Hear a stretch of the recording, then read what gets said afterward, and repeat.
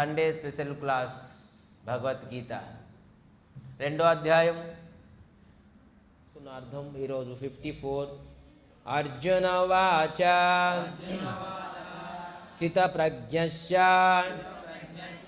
కా భాషా సమాధి తస్య ఏషవ స్థితధి కిం ప్రభాషేత కిమాశీత రజతే కిం. స్థితప్రజ్ఞుడు అంటే ఏంటి? భక్తుడు. అక్కడ ఏమన్నారు? స్థితప్రజ్ఞ కా భాష, భక్తుడు తాలూకు ఒక భాష ఏంటి? ఇక్కడ మొత్తం ఈ శ్లోకంలో నేను ఏం చెప్తానంటే భక్తుడు తాలూకు లక్షణం ఏంటి చెప్పండి నాకు అని. ఇది చేయండి, అది చేయండి, అది చేయకూడదు, ఇది చేయకూడదు అని కాదు.